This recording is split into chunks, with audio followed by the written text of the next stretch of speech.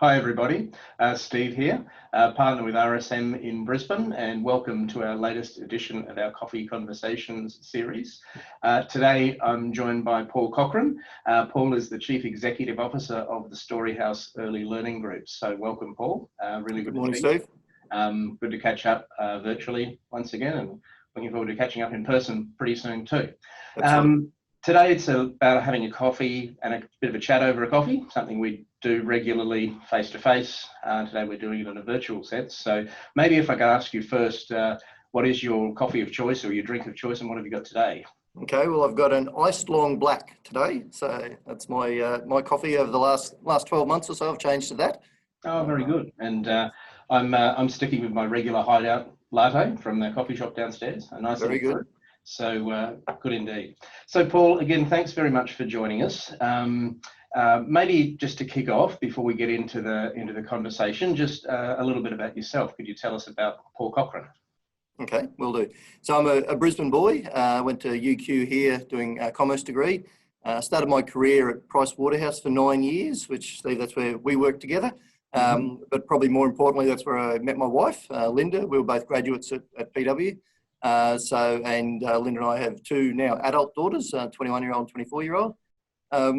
After Waterhouse, I moved into commerce, basically doing predominantly CFO roles, predominantly on listed entities. During that time, I sort of dabbled in the operations side. When I was at Lend-Lease, I became a commercial operations manager and then eventually a project director at Springfield Lakes, so property development, but then returned to CFO roles. A few years ago, I was CFO of Affinity Education, which operates 160 childcare centres. It was ASX listed at the time.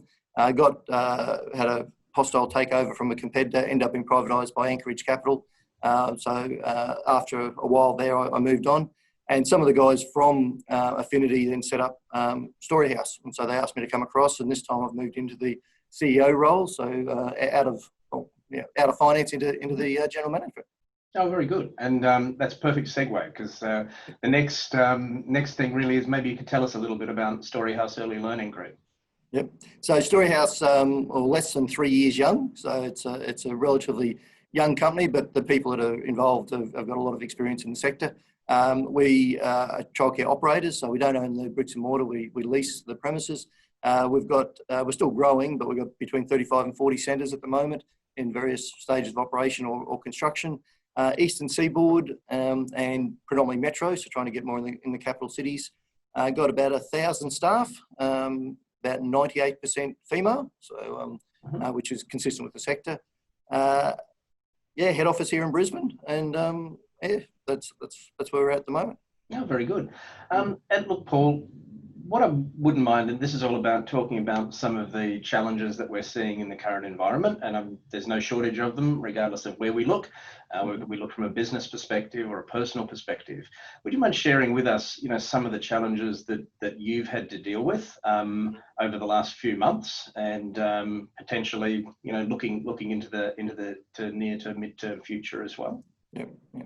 So childcare, everyone had challenges. We've had our fair share. Childcare, the whole financing structure of it got sort of turned upside down. So free childcare got offered for parents, which when that was first announced, that was deemed a great thing because occupancy or demand was dropping, because people were losing their jobs, didn't need care. But once we got into detail, it actually really threw out the operations some real challenges, because we were given guaranteed income from the government, but it was about half of what we were achieving. So we basically lost half of our income, and then we did get JobKeeper supplement to help with wages. So the combination, was good, but it meant that it was dysfunctional in the sense that if children attended our care, we actually incurred more costs on wages, but didn't get any more revenue. So the whole relationship changed, and the natural instinct of everyone in the sector, because we were all caring, sort of focus. And then we were struggling to see whether we should care, whether we should take more children, the health risks of that.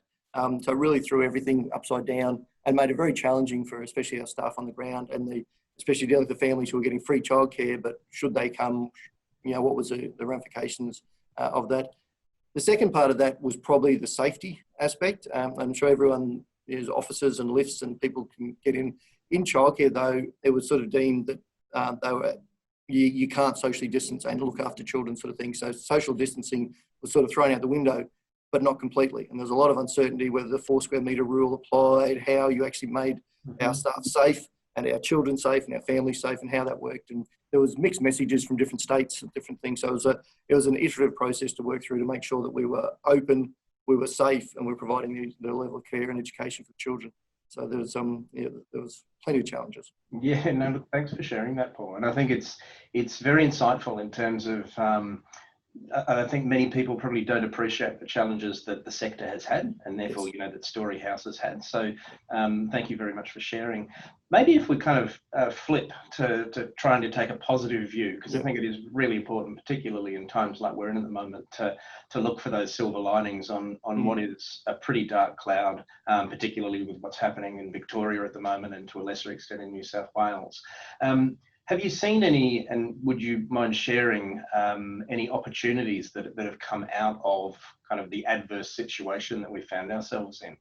Yep, absolutely. So I think what one silver lining is we're a young company. We're spread out over like 35 plus locations, and each of those locations have a strong identity, but not necessarily for the group. They don't necessarily feel as strongly Storyhouse, because we do have different brands in there as well. One thing through this process, I think it's really accelerated our single identity, us as a Storyhouse group, and regardless of your brand or your location, you're part of the group. And a few things with that, we did a lot of communication to staff, and that was evidence. We were doing videos like this, and we were talking to our staff like regularly and consistently.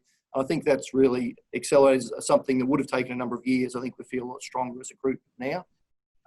The second thing is the executive team and the management team, I think, work really well, and sort of being nimble, and also external advisors like yourselves to make sure we could face the challenges. And you'd like to think you're ready for it. You've got disaster management plans, what have you, but sometimes you're in there doing it. And I think that, that worked very well.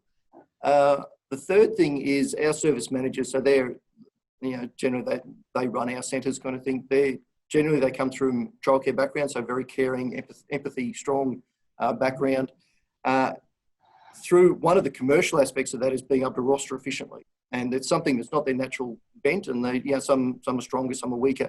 Through this process, when we had JobKeeper, we really had to focus on preserving jobs and preserving the environment. We changed completely and went to a traffic light system of hours per employee. So green was people that were needed to get hours. Orange were people that were the next and next most efficient. And then the red was like, if we need staff, we need them, but they're the most expensive, and how do we manage through that? And the service managers really got that, and there was a lot of close working on that. So I think their knowledge of the commercial aspect of rostering the business has been accelerated hugely as well. And that's, everyone was really focused on making sure we could we could trade through and provide the services to the children, which goes back to during this process, we asked a lot of our permanent staff to reduce their minimum hours, and basically everyone that we asked voluntarily agreed to that sort of thing. So that also reinforced the identity as a group, and we were sort of the all in it together kind of concept, and hence that then flowed through to making sure that we could keep the doors open. Yeah, no, look, thanks, Paul, and that's a really good story. I mean, there's some clear positives and some opportunities that have come out for you, for your organisation and your people, and it's great to hear that. So look, thanks so much for joining me this morning and having a chat over a coffee. No doubt we'll do it face to face before too long. Absolutely. And again, thanks for your time. Look, if anybody has heard anything from Paul, there's some pearls of wisdom that he shared, some really interesting insights. You know where to find us, so don't hesitate to stay in touch. So once again, thanks, Paul, and look forward to catching up again very soon. Thank you very much. Cheers.